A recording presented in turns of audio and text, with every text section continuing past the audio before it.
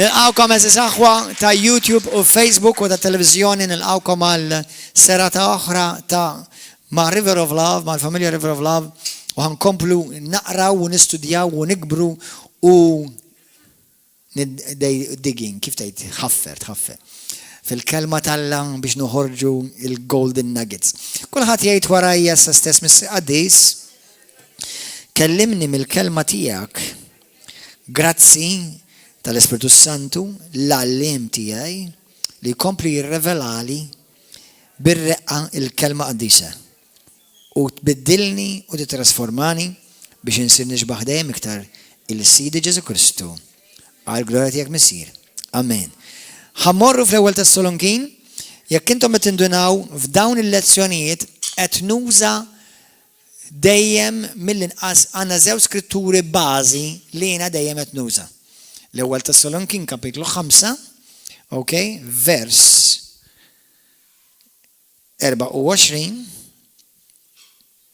L-ewwel Tessalonikin kapitlu 5, din hija skrittura dejjem qed nużagħha, 23, vers 23, skużawni. U Lut kapitlu 4, vers 12. Dawn huma skritturi li qed nużawhom ta' spiss. Dawn huma l-iskritturi bażi. Dal-messaġġ huwa fuq li inti spiritu għandek ruħ u tgħix ġo ġisem. ċertu affarijiet xuħut minnkom li smajtu daw il-messaġġi kollha ħajinstemaw naqra repetizzjoni, però nfakkarkom li dejjem ikun hemm ġodda li qed jisimgħu fuq il-YouTube u fuq il-Facebook u t-televiżjoni u jkun hawn ġodda anka hawnhekk fih danna u jkun tajjeb għalina li aħna niftakru u nġeddu l-memorja fuq ċertu affarijiet. Amen. Halleluja. Mela l-ewwel introduzzjoni ħamurru l-ewwel Tessalonikin kapitlu 5 vers 23. Xi ħaġa li qedta kemm il-darba u ħanerġa' nirrepetija. Dan nemmen li huwa talim kruċjali biex titgħallem taqsam u tiddividi il-kelma Alla bir-reqqa. Għal-raġuni, ġieli ntqajtu ma' passaġġintom fejn tgħid hawnhekk kif għalek u hemmhekk għalek. U inti jekk ma tkunx ċertu kellek ċertu għarfien u maturità fil-kelma, tgħid kif jista' jkun hemm kontradizzjoni. Number 1 dejjem ara il-kuntest. Sewwa? Dejjem ara l-kuntest, x'inhu l-kuntest. U number 2, tajjeb importanti li inti tifhem għal liema parti issa jekk qed titkellem fuq il-bniedem, għal liema parti tal-bniedem tirreferi. Għall-ispirtu, għar-ruħ jew għall-ġisem. Għaliex din importanti.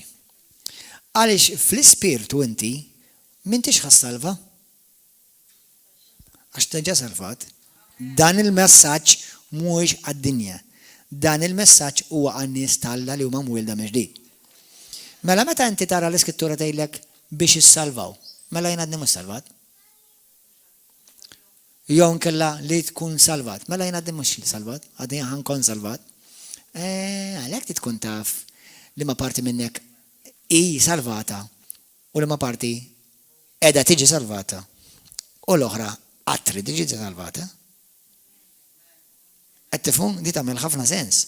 Qed tifhmu għax meta bdejt nitgħallem fuq id-differenza ta' spiritu, ruħ u ġisem, u badejt, mela mhux tab xejn mela qal li ruħek biex forsi salva ruħek, mela ma żana ftit.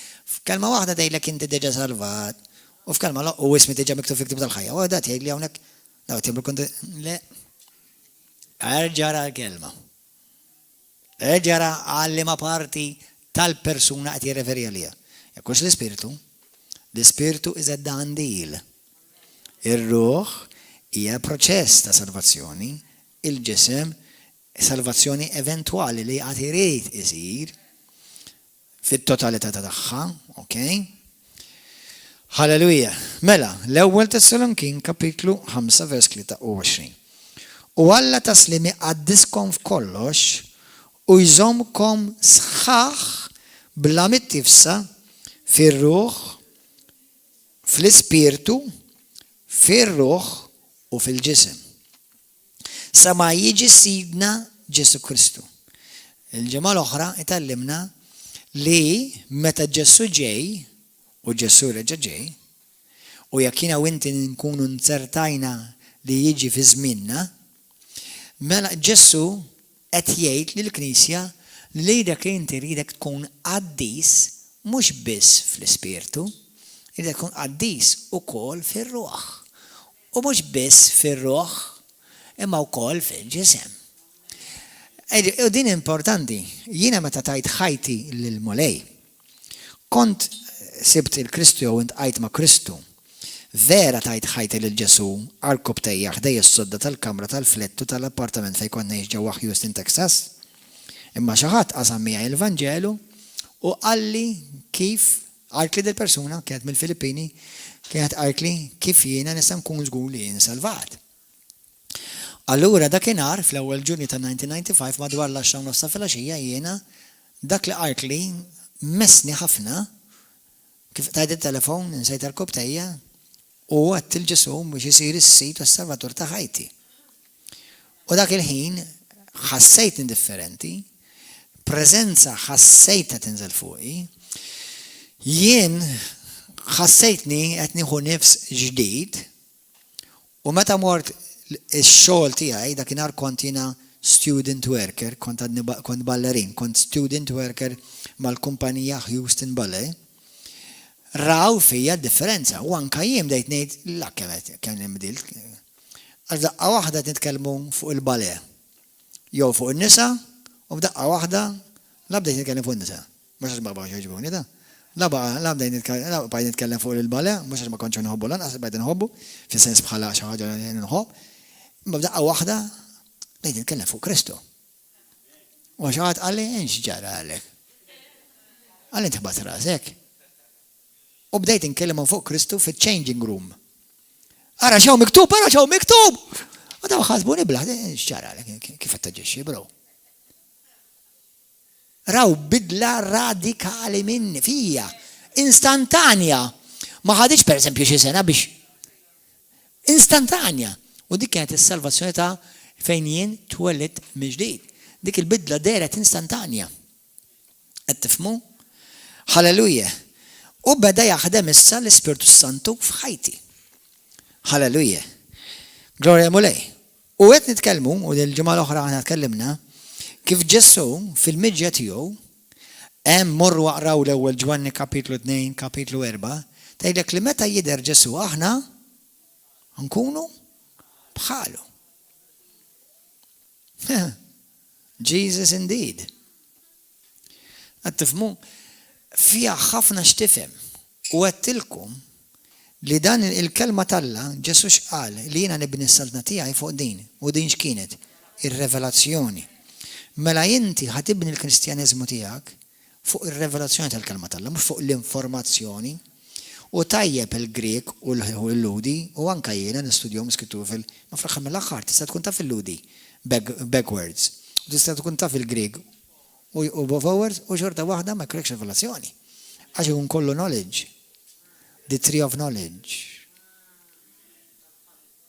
And the tree of knowledge will kill you. It's the tree of revelation that gives you life. The tree of life.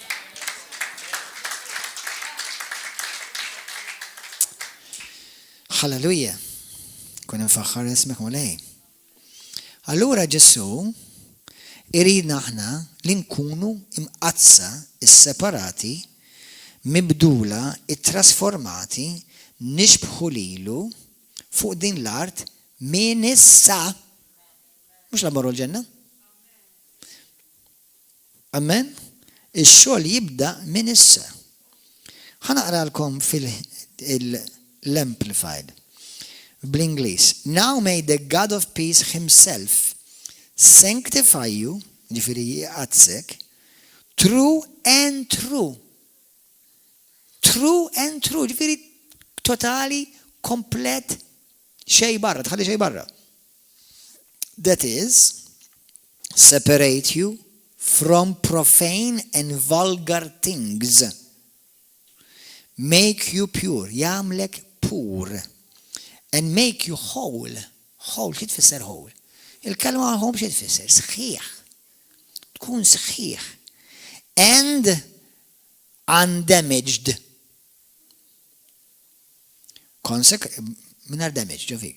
Consecrated, consagrat, lilu, set apart for his purpose, mwarrab għall-iskop tiegħu, and may your spirit and soul and body be kept complete. Be kept complete. Ismawa, be kept. Not become, be kept. Not become, be kept.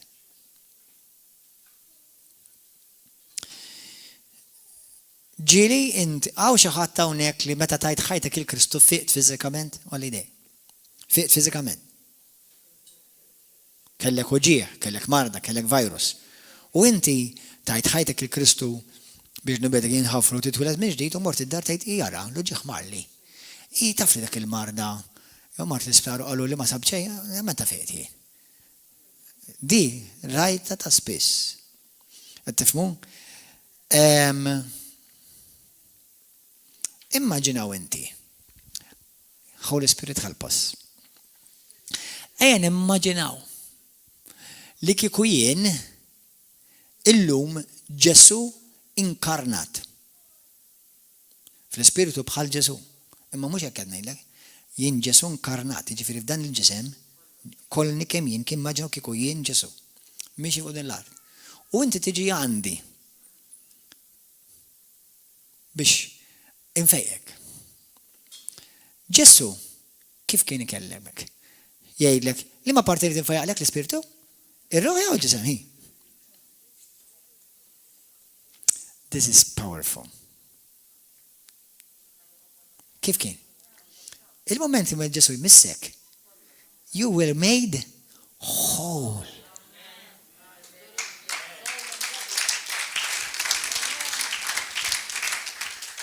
Però mbagħad tmur knisja ta' denominazzjoni li supposti fiha l-qawwa. Minflok fiha l-qawwa, kull qawwa jxorbu ilek u jgħidulek Alla mhux kienet ir-reda tiegħu.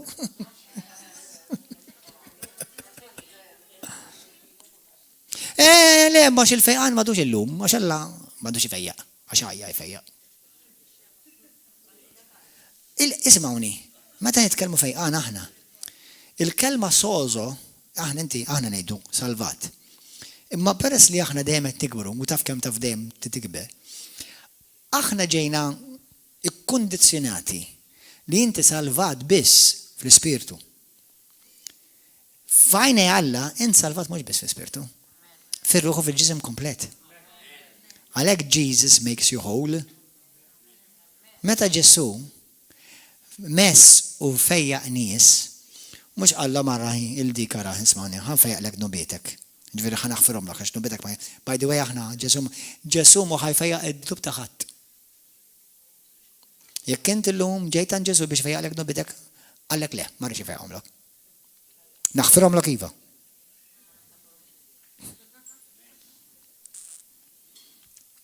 Kemm hawn min nies joħorġu b'ċertu banalijiet, imma Alla jfejjaqna spiritwalment. Din minn fejn ġibta? Mill-liema ċemiterju ġibta, jew seminarju.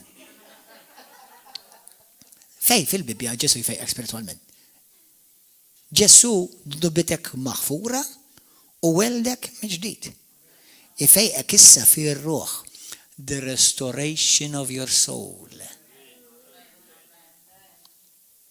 U jfejqek fil-ġisem.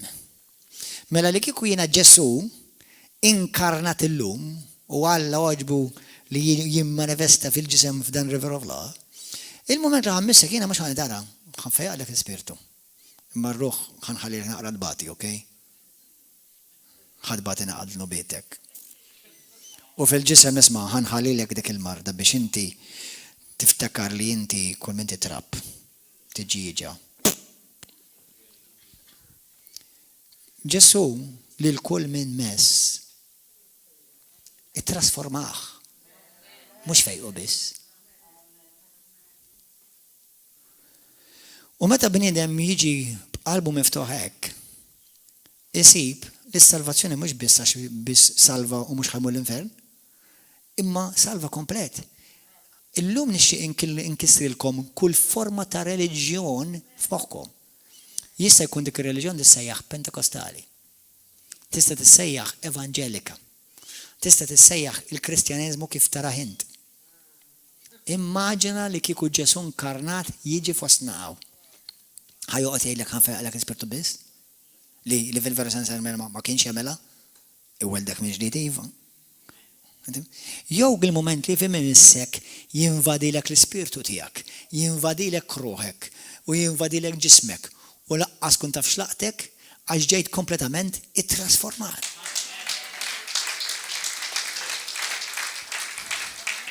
Issa, jekk inti trid tmur il-ġenna u dal-ġisem ma tridu xi fuq, fair, that's fine. Alla naf li dan il-ġisem mhux ħajret il-ħajja ta' dejjem Alla qala, l-Iskrittura tgħidha. U ġej Ġesu li ħajdik ġisem ġdid vera. Sewwa, imma dal-ġisem jekk titgħix għal mulej għandek bżonnu int. Kif ħadmur tevanġelizza minn għal-ġisem qalbi? Ma tifhem? U dat ngħidu dal-kliem għax f'ħafna knejjes madwar id-dinja u mhux qed ngħidlek Kattolċi jew Protestanti jew Ortodossi, qed ngħidlek anke f'ħafna knejjes suppost evanġeliċi li dak kollu li jgħid Kristu kollu imniżluh għax dak spiritwali. Imma dak spiritwali. Mhux Alla jgħid kliem spiritwali imma jimmanifesta naturali, jimmanifesta fiżikali, jinmanifesta fl-erja ta' ruħek. Dejjem żomm di f'moħħok, Ġesu imissek. Qed tifhmuha.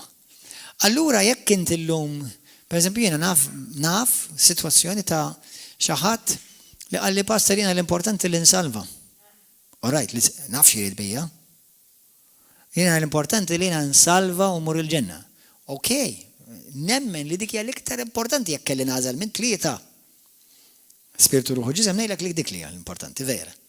Imma Ġesu xi darba poġġa l-għażla qudiemna jew aħna għażilna. Għax minn flok hemm minna xtejt il-patt ġdid, hemm minna xtejt id-denominazzjoni tagħna. Jiena ċertu nies jaħasra. Nitħassarhom. Laqqas jafu li għadhom maqbuda fl-ambut. Pereżempju ċertu pastor, mhux ħan nżejjlkom isimkom u tistaqsunix għax mart impaġġi dal-ikra fuq ħadd. Meta saqsejtu xi ħaġa, mhux qalli xejn il-Bibja, qalli id-denominazzjoni tagħna da tgħallem. Mela inti tagħmilni bħal knisja reliġjuża li nħreġ minnha, inti tagħmilha xejn differenti.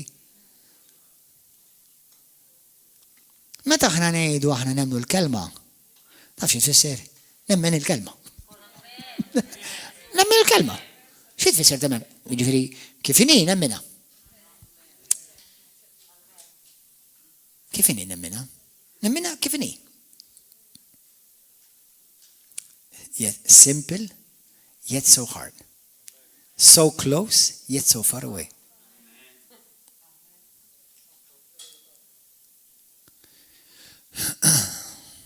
Hallelujah. Hallelujah. Anyway, mela, ħammurru fil-ktib tal-Lut issa. Lut, għalhekk il-proċess, kapitlu 4, hija fir-ruħ. Il-battalja infatti hija aħna ngħidula battalja spiritwali, però saċ il-battalja mhix fl-ispirtu per se, battalja fl-erja tar-ruħ. Fl-erja tas-suke.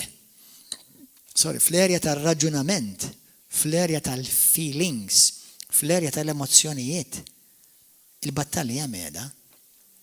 Tinsix li inti l-battalja tiegħek għal ħafna snin inti għamil dak li ġismek karnali il-flesh rate.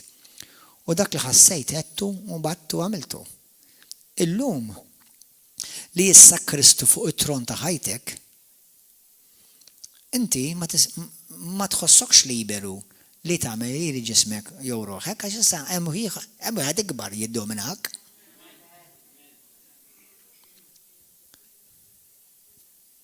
Do you know we preach something much bigger than us?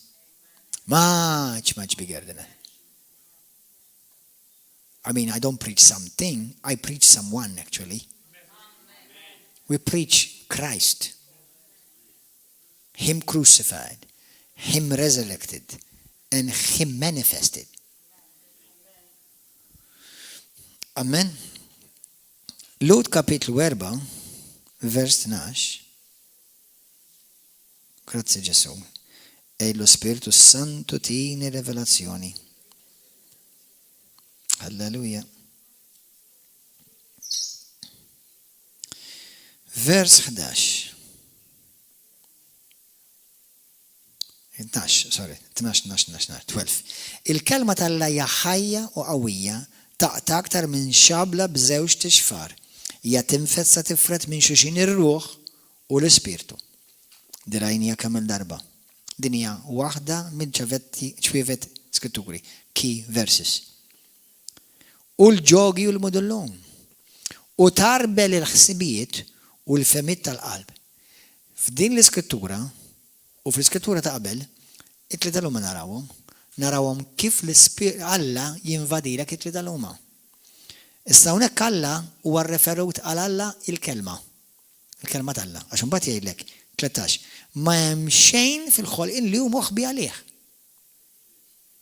Jekk tmur tistudja di, tista' tfisser jew għall-kelma jew għal Alla. Imma m'għandix tkun konflitt għax il-kelma hija Alla. Ħa nagħmel statement u ħokk rasek fuq għadi. Jekk jiena nemmen li l-kelma l-Bibja hija Alla, mela l-mument li qed nibda l-kelma qed nibda lill-Alla. Mhux jiġifieri għax Alla jkun qed jinbidel ta' dak li qed ngħid jien. Jiġifieri mela mhux qed verament qed inxandru kif vera hu. Għax il-kelma hija Alla. U Alla huwa l-kelma. Mela jekk inxandru differenti milli kif inhu, jien qed inbiddel u qed inxaddar għal ieħor sa ċertu punt. Hallelujah. U believe it or not, many do it. Hallelujah. Xejn ma hemm moħħbi, ma hemm fil-ħolqien li hu moħħbi għalih. Imma kollox hu miftuħ għal għajnejn Alla li lilu rridu nagħtu kont. Lilu rridu nagħtu kont. Għalhekk m'hemm xejn moħħbi quddiem Alla. Il-kelma li inti qed tirċievi issa qed tinfdek. U qed tifret. U qed tarblek. U qed tidħol bejn l-ispirtu tiegħek u ruħek. Jina u inti, di għetta fil-bidu ta' din il-lezzjonijiet imma ħana ġani dal-lum, jina u inti ma nikbrux spiritualment. Għal-kem nużaw dik l-statement, per issa teknikament nikbru fl-erja tal-ruħ, mux fl-erja tal-ispirtu. Ħanorikom xi ħaġa, morru fl-ewwel Ġwanni kapitlu 2. L-ewwel Ġwanni 2. Halleluja.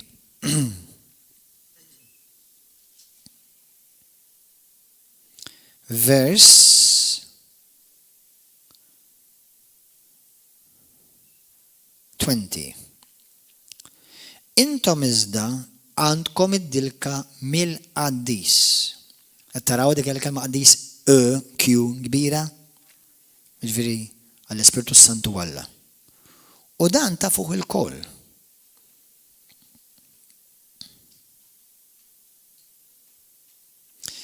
Issa din ukoll fil-Grik tfisser hekk. Infatti għal dawk li għandkom il-U-version li għandha l-verżjonijiet kollha fuqha. Fil-Malti jekk tafas fejn għandek kaxxa żgħira 3 dots, tafas fuqha u jgħidlek dan il-kliem ara. Jgħidlek li fil-Grik di tfisser jew dan ta' fuq il-koll. Jew ukoll tfisser u intom ta' fuq kollox. Rajtuha? Issa, dik kieku jiena naf kollox. Morru vers 27. Kemm minnkom tafu kollox? Holiday. Kemm minnkom tafu kollox? Holiday. Kemm minnkom ma tafu xejn? Holiday. Itnejn lidkom giddibin. Ma tafu kif jisek u ma tafu xejn? U tafu kollox? Issa, stana ftit. Thank you tal-kooperazzjoni. Ħawadni, ħarifmek. Hawnhekk fil-Bibja ma jgħidlek intom tafu kollox. Għalli ma parti minnek qed jirreferi. Għax jiena naf li Gordon John ma kemm tixtieq li kieku l-mara tiegħi jien naf kollox.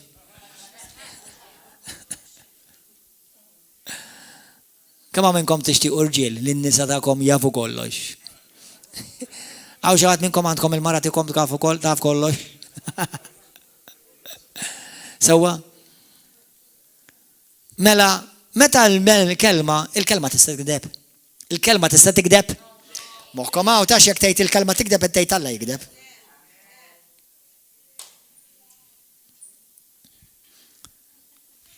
Mela l-kelma ma tistax tikdeb.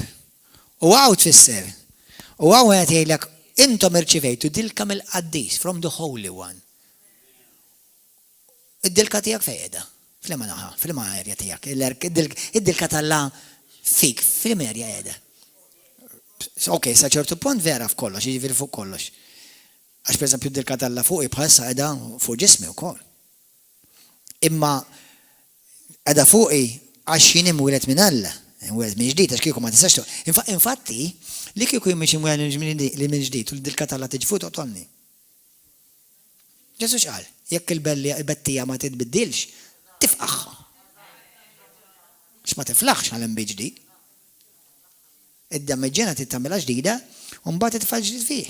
Għax jekk titfal imbit ġdid f'dammeġġana antika, tinfaqal dammeġġana u jinħela l-imbit. Sewwa, mela l-imbit ġdid jista' joqgħod fik u fija vera għax aħna sirna imwielda mill-ġdid, dammeġġana ġodda. Mela issa, ovvjament, l-Ispirtu tal-Alla jista' jiġi fija għax kien fija qabel. Kien fija l-ewwel qabel ma ġi fuqi. Sewwa, inti bil-Ingliż inħobb ngħidlek, there's an anointing that comes on you for a season, and there's an anointing that comes upon you for a reason. Qed tifhmu?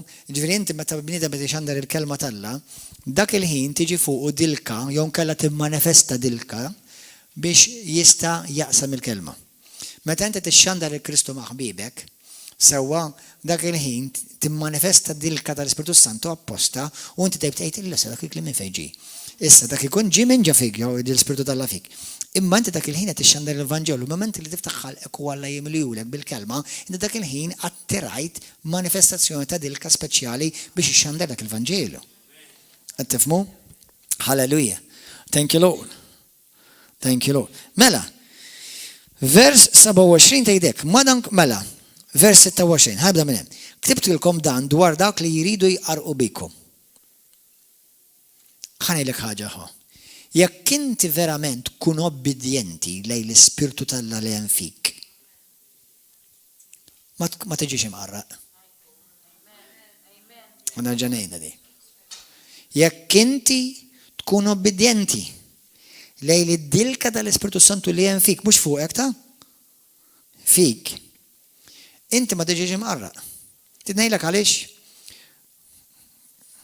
Jiena nibda niġi hawn, nibda jtissa dak li minn fejn ġej kemm sabiħ. Mhux għax jiena bravu, bis-seta nilkom, jien bravu, ma mhux għax jien bravu. Nibda jtqistra minn x-revelation di. Ismawni.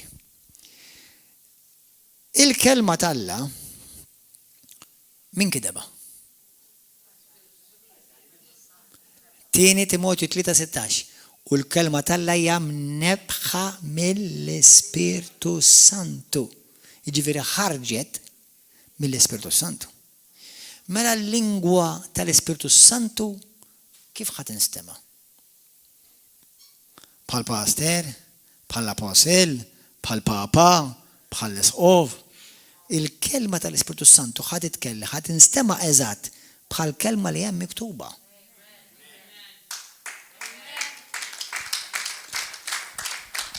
Issa moħħkom hemm. Ħanidilkom xi ħaġa, aħna x'aħna qrajna, mhux l-Ispirtu tiegħek jaf kollox. Il-Bibja kollha, l-Ispirtu tiegħek li hemm fik tiġa jafha kollha. Kollha.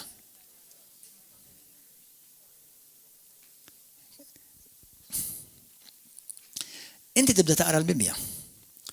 L-Ispirtu Santu jibda jifraħ ġo fik u ruħek qed tikber. Mela ruħek tikber bl-istess sors li lilek weldek minn ġdid. Wieħed jiġi b'invażjoni u l-ieħor jiġi porzjon tal-kelma tal-Alla. Għalhekk il-Bibja tgħidilkom issa li intom imwilda minn ġdid ixxenqu għall-ħalib pur tal-kelma tal-Alla li permezz tagħha intom tikbru fir-ruħ tagħkom. L-ewwel Petru 2 kapitlu 2, l-ewwel Petru kapitlu 2 vers 2.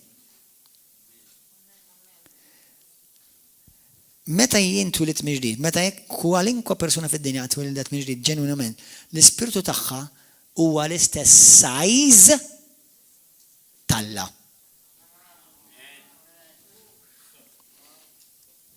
That's right. He didn't give you a baby Jesus inside of you.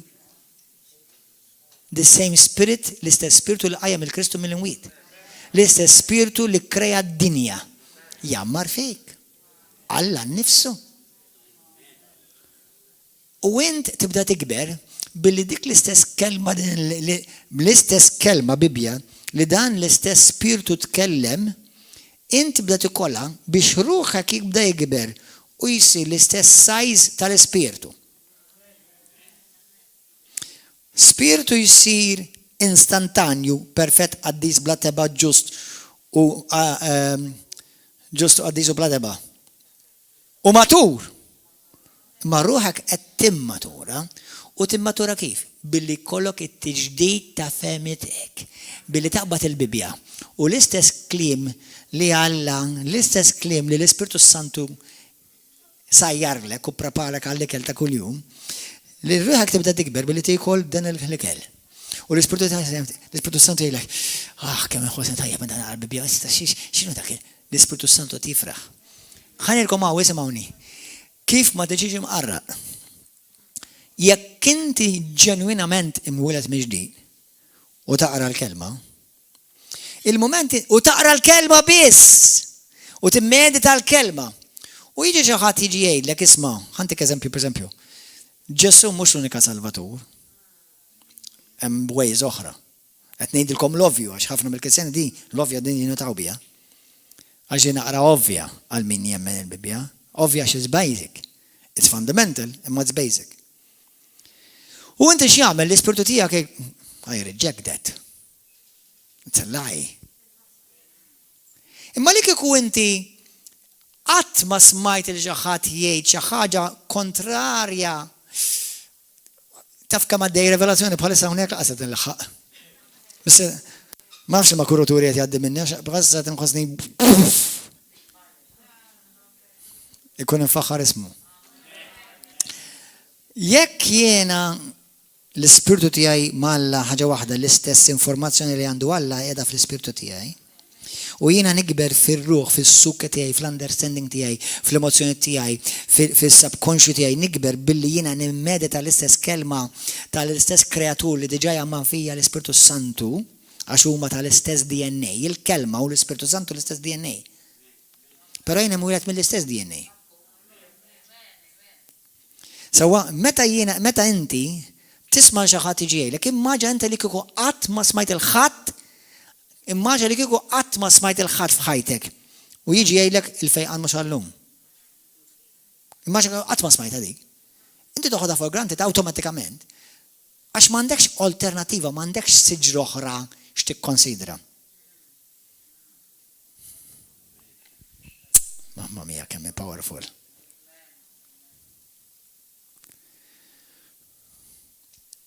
Li kieku inti biss taf bis-siġra tal-ħajja u x-xitan ma jiġix jittantak imma hemm siġra oħra. U jekk tikol minna di tagħmlek għaref. U inti għamilt żmien tħares lejn siġra tal-ħajja, Kristu nnifsu mexa miegħek. Xi ħadd imma daħħalek ħsieb biex tibda tħares u tikkonsidra alternattivi. Il-moment li inti konsiderajt alternativi, you got corrupted. Adam, min għallek li inti Arwin? Min ġabek konxju li inti Arwin? Għaxina għatmetlek li inti Arwin? Adam, min qallek li int mitluf? Min qallek li inti min għallom l-għdar l-affarijiet? Min ġabek konxju? Min ippreżenta lek alternattiva minn dak li ngħidlek? You fall every time you consider something other than what is written.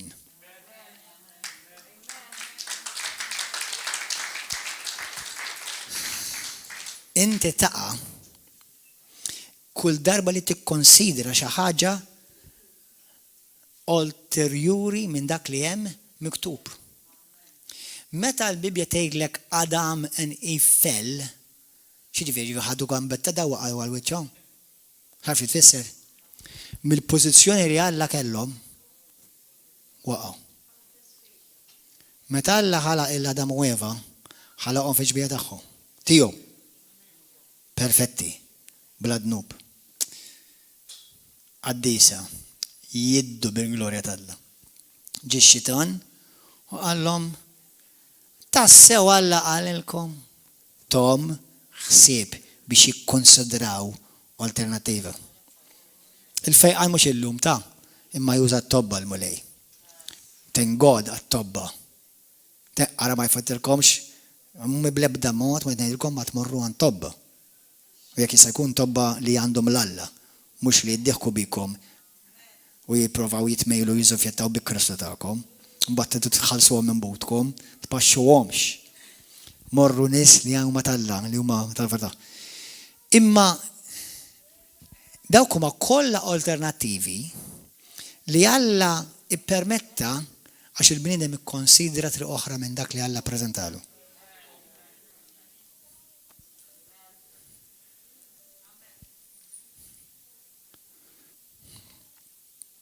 Amen?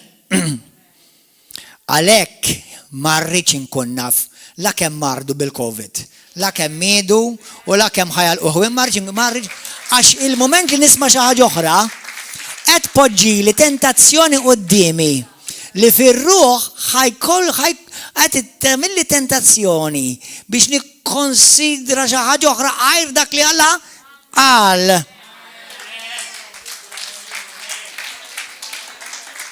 Ma jien ma rridx inkun naf kif taqbdek marda għax imbagħad taf kif jagħmel ġismi jibda jikkonsidra jekk hux ħanimrad hekk.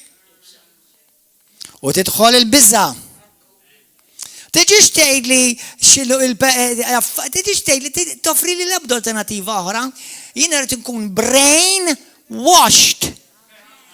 You can be brain dead if you want, but I want to have my thinking, my considering, my meditating invaded by the word that came out of the Holy Spirit, my creator and my redeemer.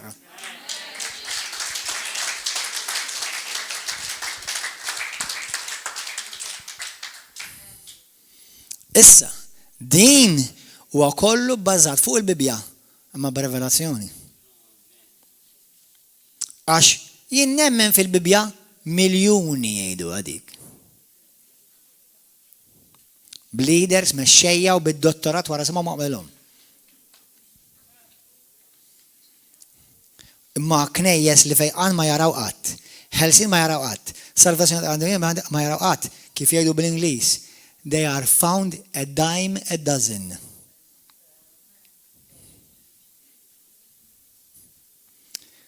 Ikun aħjar li daw it-tip ta' knejjes ikunu magħluqin totali. Għax ħafna li morru hemm jaħsbu li sabu l-Kristjaneżmu, kull ma sabu reliġjon mejt oħra.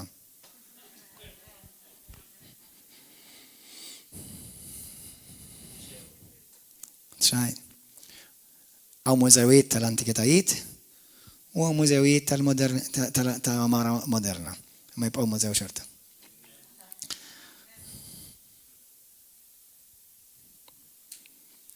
Mamma mia.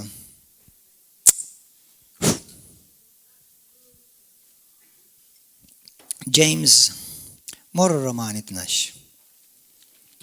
Ismawni, my precious beloved, sons and daughters of the Most High, glorious God and Father. Ismawni. Dan il-messaġġ li Alla qed joġbu wassal permezz dan il-postman, morru simgħuhom dawn il-messaġġi. Ara ma taħsibx li għax qed tisma' dil-messaġġ issa huwa biżżejjed. L-ispirtu tiegħek tiġa jafu din il-verità, imma ruħek għandha struggle. Kif ħan nirrekonċilja din il-verità ma' dil-karawetta ta' moħħi? Kif tirrekonċilja? Billi tisforza lil-femit tiegħek li ruħek tgħid jiena hekk irrid nara l-affarijiet. Għax Alla hekk qalli li jiena suppost narhom l-affarijiet. Jekk jiena rrid nara dak li Alla wedni.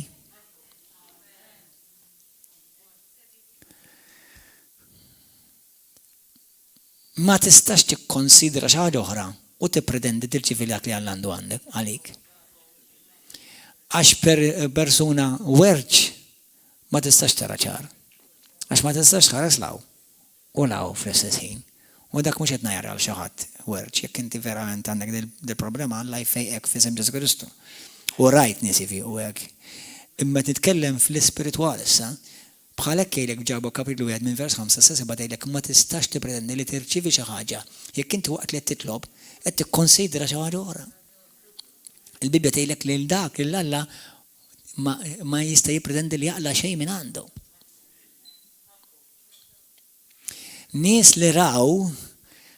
li naraw raw sinjal u eġubijiet fi Kristu li jagħtu glorja lil Kristu kienu nies li kienu radikali. Radikali. Mhux qed ngħidlek għodu attenti, mhux li titlalek għal rasek u issa tibda tara l-kulħadd dubbien. Għax ir-revelazzjoni ma tnefħekx, l-għarfien inefħek il-Bibja tgħidlek, ir-revelazzjoni tumiljak. Għax l-għarfien il-gburija tiġi mill-erja tar-ruħ mhux tal-Ispirtu, jekk inti Kristjan. L-għarfien jiġi fl-erja tar-ruħ. U inti tibda tħossok tajb għax tex kemm taf Griku, tex kemm taf Ħibru, tex kemm taf Skritturi. Qed tifhem u tex kemm għandek itri wara ismek u jien għandi turrun minnhom. Qed tifun nirringrazzja lil Alla. Imma jiena raft u l-Alla tan il-grazzja li naraf li naf li daw mhux bl-għarfien jiġu. Daw jiġu bir-revelazzjoni. U jekk inti tkun kapaċi tkun umli, iktar tirċievi għax Alla jagħti revelazzjoni l-umli.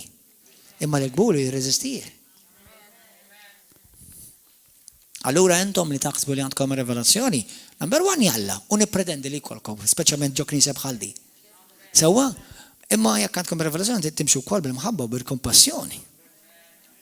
Qed tifhmu għax jekk Alla tak revelazzjoni ma tajlek bis-salik, ma tajlek biex tibni l-knisja. Mhux biex tibni l-ego. Amen. Amen. Halleluja. Gloria li l-ek misqaddis. Morru fi ktib ta' Romani, kapitlu 12. Għattedu PG. Vera li neħu PG. Għanilkom ħanej statement. U ċertu nis naf la ħajfmuni ħazin. Imma jridu jafmuni ħazin. Għax tiġaw ma ħazina. Jina nħob nisma ħafna teachings. Pero nħu ħafna pjaċir nisma teachings tijaj. Mux għax jina ġvita għax jina għamil love with myself ta'. Għax jina meta nkun hawnhekk, it's not me. It's the Holy Spirit speaking through me. U mur id-dar nejt, l-ostra jina dik jina għetta. Kemmi powerful? Imma le, mux jina gordin il-ġisem għetta. Imma jien l-Spiritu li jina ħagġa wahda ma' Kristu għetta. Għalek inti xi kultant għajt l-ostra, wow, dik jien għetta. Osgur, skont li ma parti għalli ma il-jien għetta reveri. Il-jien tijak Spiritu fi Kristu, mela tejda xi l-istess knowledge li għandu l-Ispiritu Santu għandu fl-Ispiritu tijak. Issa int li forsi għax għandek low levels jew lay levels, jew għas per eżempju għas completed secondary school. Dak żgur mhux intetta. Dak il-int. Qed tifhmu? Halleluja. Għalhekk inti Ġesu kien jgħid li d-dutturi tal-kelma jgħidulhom intom tafu l-Bibja bl-amment tiktbuha. U laqgħet ixxommuni. Intom tikbu fuqi, rajtu fuqi u għazat ix-xammuni. Knowledge. U mux knowledge li jsalvak, revelazzjoni. Mux knowledge li jfejek, revelazzjoni. Mux knowledge li jihilsek, revelazzjoni. U mux għan knowledge ħadġi persekwetat, għal-revelazzjoni.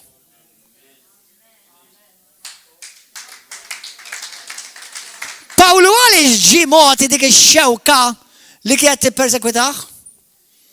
Għax kellu BA, MA u dottorat? Dak kellu dak kollu qabel ma ntaqa' ma' Kristu? Imma qal minħabba l-abbundanza ta' revelazzjoni li ġiet motija lili, ġiet motija lili xewka. U ma kienx jismu Gordon, tu għax ħares lejja. Qed tmur revelazzjoni tqan għal persekuzzjoni kontra tiegħek. Inti min taħseb li jent, min fejġi? Da min fejġi, da matana. Da tal-kinxa tana. Da kif jitkellem, da min tal-autorità. Da kif ma jilbis kullar. Eżatt, għax minix papi. Da kif jida, da x-konfidenza għandu.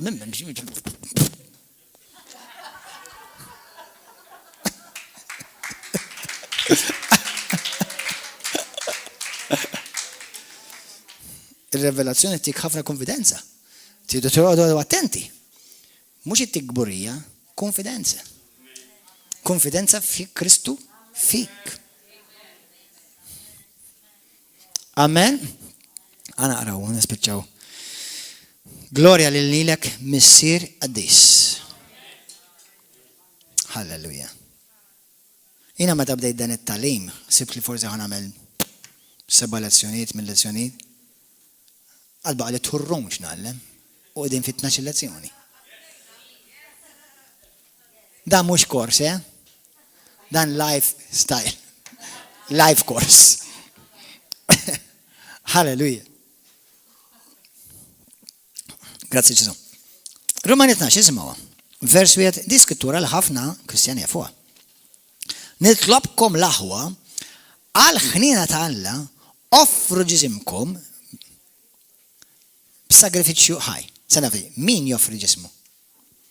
Il-jien, l-imparti jien, is-salvat, il-spirtu, il-jien spirtu, noffri ġismi sagrifiċċju ħaj. Għaddis joġob l-Alla, iġifiri l-qima spirituali ta'kom. Timxux ma' xejra ta' din id-dinja, iżda nbidlu. Kunu mġedda. Skont it-tiġdid ta' febitkom. Mela jina ħan nbidel u ħan immatogra, skont kemm jina nġeddet fis-suke, fil-mind, fil-ħsibiet, ir-raġuniment tiegħi. Biex issaħħilkom tarfu x'inhi r-rieda tal-Alla. X'inhu tajjeb li joġbu u x'inhu perfett. Morru fi ktib ta' Ġagbu, kapitlu 1, anzi le, morru fi t-tini ta' 3 John, 3 John. Chapter 1, l-unika chapter, kapitlu 1. Vers 1, il-presbiteru li l-gajju l-Aziz li jien nħoff fis-sewwa. Ismawa vers 2. Aziz, nitlob lill-Alla li kollox imurlek tajjeb. Min qed jitlob għadi? Ġwanni, the beloved of the Lord, dak l-istess wieħed li kien immil rasu ma' qalb Ġesu, sema l-qalb tal-kreatur tħabbat. Can you imagine tisma' qalb il-missier tas-sema tħabbat? Wow! Gloria! Aziz nitlob il-Alla li f'kollox imulek tajjeb. Li f'kollox imur tajjeb, jiġi f'kollox ikollok suċċess. U tkun b'saħħtek fiżikament. L-istess bħalma insejjer tajjeb f'ruħek. Wow. Nitlob il-Alla biex kollox imurlek tajjeb. Li in all things you may prosper, in all things, in those 3 areas. Imma dan ħajseħ li inti kollok ukoll is-saħħa f'ġismek li tkun you are strong physically, you are healthy physically. X'talab Ġwanni li qallu Gajju jiena nitlob għalik. Nitlob li bħalma inti fil-spirtu tiġajja tajjeb. Li iktar inti ma timmatura fir-ruħ, iktar tgħix b'saħħtek fil-ġisem. Ħajjelkom ħaġa ħwa. ċertu nies moħħkom hawnhekk, mar tiwaqqa' kundanna fuq ħadd, imma jekk tottalik ożza ħaddana. Jekk ma taċċa lik żomma fuq l-iskafa għax fis probbli ħadd tottalik għada. ċertu nies jiena naf li anka jiena ġilietta mhux qed nagħmilha dottrina, fis-sens dottrina bħala fundamentali, imma hija parti mill-verità, hemm verità fiha. Meta inti ċertu nies ma jarawx ċertu affarijiet f'ħajjithom, għandek ċertu aħwa, well-meaning, u hija verità, imma noqogħdu attenti kif tiżawha, għax mhux dejjem il-każ. Eqgħod attent għax inti ftaħt bieb għad-dnub. Issa, ħafna minn nies Kristjani qabli ħajoħdu ħażin. Għax qabli ħafna minnhom li inti tgħidilhom ftaħt xi dnub fil-xi bieb ta' dnub, mhuwiex xi dnub li inti ħafna minnhom ħajnotaw bih, la hija pornografija, la hija adulteru, la serqu xi bank. Qabli grazzi mulejn ħelsu mitqasqis li jkun miraklu ħafna l-Kristjan, għal ħafna Kristjani. Allura, id-dnub jiena x'qed nagħmel l-muleh. Mhix qed nagħmel ħażin. Nitlob naqra l-kelma, ma nafx ta'. Għalkom aħwa, ħafna mid-dnubit li jagħmlu Kristjani mhuwiex dak it-tip ta' dnub tal-ġisem, dak huma dnubit tal-ġisem. Huma dnubit tar-ruħ. Ejra. Nuqqas ta' maħfra. Jiena m'għandi xejn ta' passer ma' maħfra. Mela mur birku. Muranqu. Għazix tajjeb da. Maħfirtlu xad. Mela mur kelmu. Mela mur rekonċilja. Inti ma meċ li ħfirtlu. Erru ħada marrejda. U inti iktar ma ruħek tfiq, iktar ifiq ma lajr ġismek.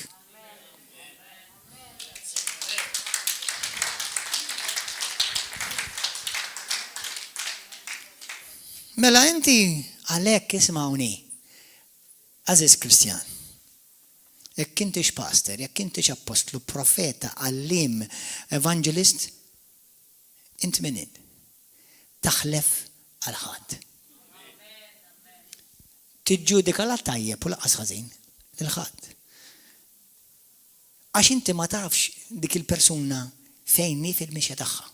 Forsi vera fil-pornografija m'għadux jaħkimha. M'għadix tisraq. Forsi veru m'għadux jieħodnu id-droga jew imur man-nisa. Minti taf jekk għandu xilanzita f'qalbu. U kif ħadd induna jekk ħadara? Għax għandna atturi tajbin ħafna fil-ġisem ta' Kristu. U ħafna jiġġustifikawhom jekk xi kultant ukoll b'xi skrittura. Imma jekk l-Ispirtu tal-Alla jammar fik, ħa niggarantilek, m'intix ħajkollok paċi fuqha. U ħatibqa' tberren. U għat attent biex inti ma tmurx, you don't numb that little voice. Don't numb it. Tafx jitfisser numb, it-tarxu. Bħal meta tolqot subajk. Jew tant tibda tolqtu, tant li fl-aħħar mela qaseb tħossu. Illum smajt storja li fil-Kristjani jistgħu jidimbu kif, naf ta' ġifieri mhux l-ewwel darba. Inti pereżempju kun qed tagħmel dnub, għall-ewwel jibda jdejqek. Mbagħad tidraħ u tibda tgħid kif mhux qed inħossni ħażin. U għad attent għax naffart u you silenced your spirit. Mhux neċessarjament ħareġ minnek naffartu, għalaqlu ħalux. Jien hekk irid. Mur irrikonċilja, le ma rrid. Dak fals. Għax ġenwin hux. Mela kinti ġenwin. Abdillah. Għax kinti ġenwin, praise God. Għalmenu hemm xi ħaġa ġenwin fin-nofs. L-istejjer li nisma' sa ċertu punt għax ngħidilkom għad baqlu ħafna ġeżu jiġi. Għax jekk jiġi 4 min nisħajjew. L-ipokrazija u d-dnub u t-tifrik li jeżisti fil-ġisem ta' Kristu hija tal-mistħija. X'ingħidu għal xi knejjes? Ma ħansamilkom l-ebda waħed minnhom.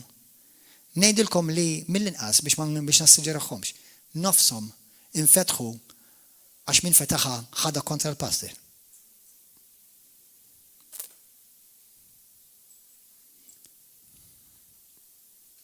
X'ngħidu għal dawk il-knejjes? Kemm għad baqalu Ġesu ma jiġi? Għax jekk jiġi issa, skont kif qed nara l-affarijiet. Knisja żgħira ħafna. L-arusa speċjalment żgħira ħafna.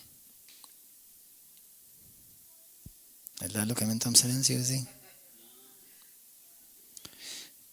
Hawnhekk ħaniqafaw illum u jekk għalajt blajna tal-lam komplu ġimgħa d-dieħla. Aziz, nitlob għalikom u ħanamel għalikom u ħanamel għalija li f'kollox imurlek tajjeb li mela Alla xixtieq li f'kollox f'kull erja imurlek tajjeb. U tkun b'saħħtek fiżikament. Jixtieq Alla li tkun b'saħħtek?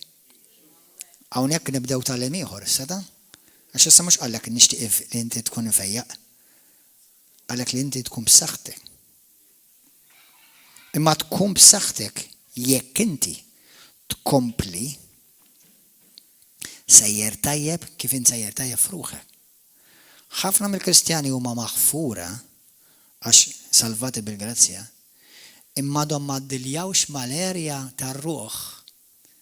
Sewwa, u ngħidilkom kif jista' jkun koppja fl-istess dar jagħtu bħal kelb u qattus u jgħidu jiena nħobbu l-Alla. Jista' jkun li vera jħobbu l-Alla imma jħassra ruħhom għamluha junkyard.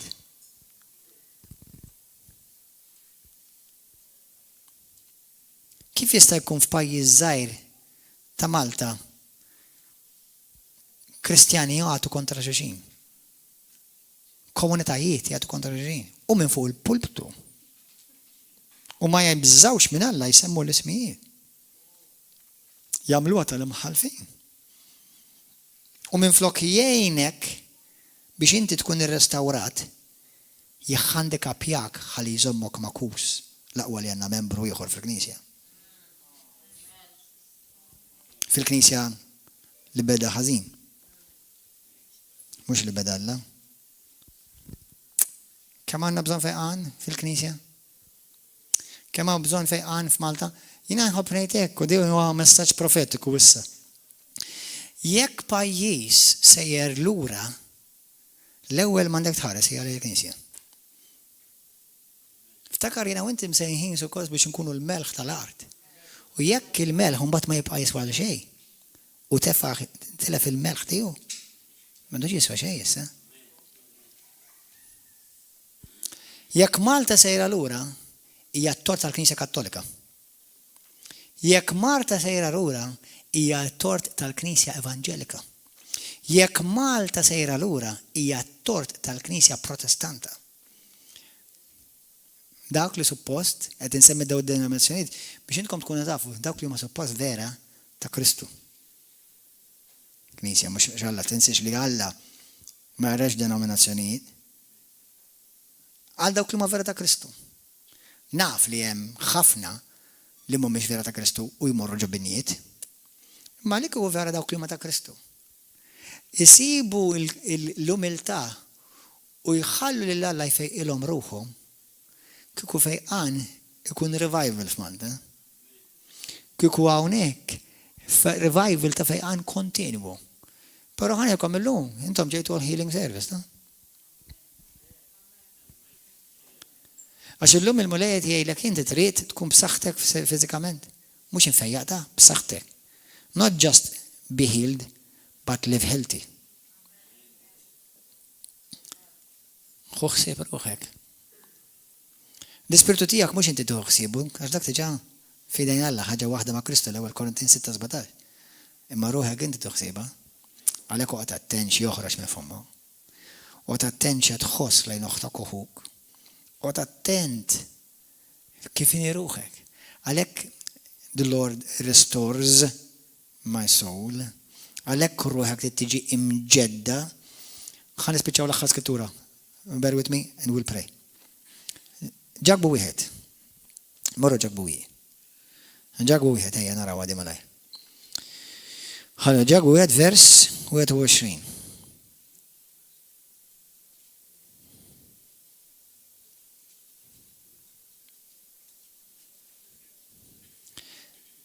Verse 121.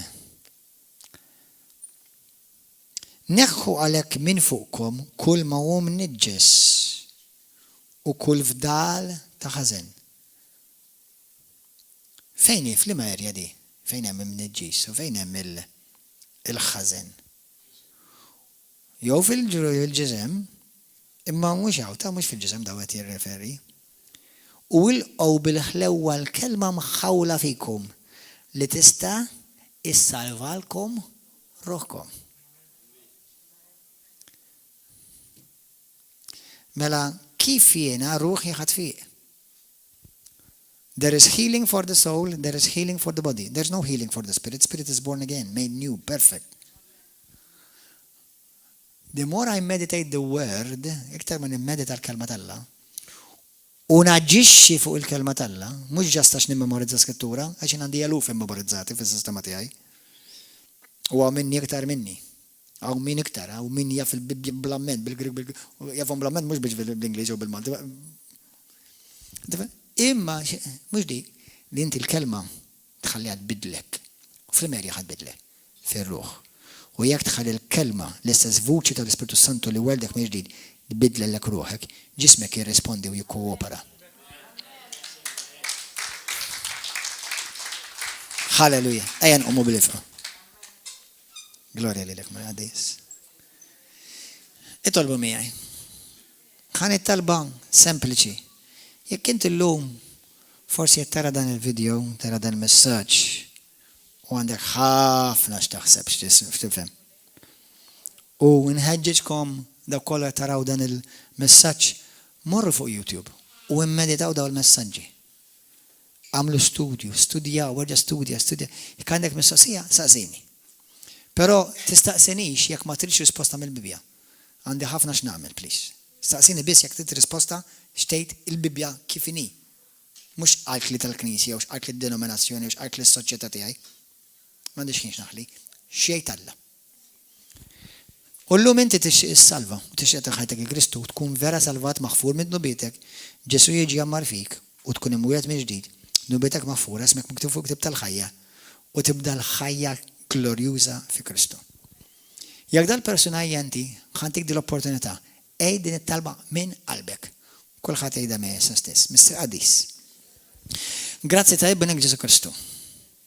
Grazzi tal-imħabba kbira li inta għandek lejja. Mulej jiminix denju li nsalva, għax ma nistax nsalva jekk mhux biss bil-grazzja tiegħek. Ġesu, ejja f'qalbi poġġi fuq tron ta' ħajti u salvani jent. Wellidni mill-ġdid, mis-sema, mill-Ispirtu Qaddis tiegħek. U għatini l-grazzja biex minnilhom il-qudiem jiena nimxi miegħek b'qalbi kollha u biħsibi tiegħu kollha u b'ġismi kollu. Mulej, millum niddikjara minn fommi li Ġesu għal ben tal-ħaj, mitalija fuq s-salib, u permess tal-mewt u l-qawment tiegħu jien ġejt salvat. Grazzi mulej li salvajtni, illum jien tiegħek kompli ħadem fija bl-Ispirtu Qaddis tiegħek u kompli trasformani biex insir mixbaħ iktar dejjem l-Ġesu Sidi. Amen. Jekk inti dik it-talba llum int salvat, immulet minn ġdid, nubetak maħfura, ismek miktub fuq ktib tal-ħajja, issa kompli ikber. Timmedita l-kelma talla, tisma l-kelma talla, x'minna tiġi r-rejma. U għal-mulej għandu pjana l-ħajtek. Ejja naqat maħna kull nar ta' 4 u nar ta' 6 fis-7 ta' flaxija hawnhekk, ġewwa l-komunità River of Love, u kull nar ta' ħadd fil-ħodu flaxxa. Il-bqija. God bless you. Hallelujah. Narawkom il-service li miss.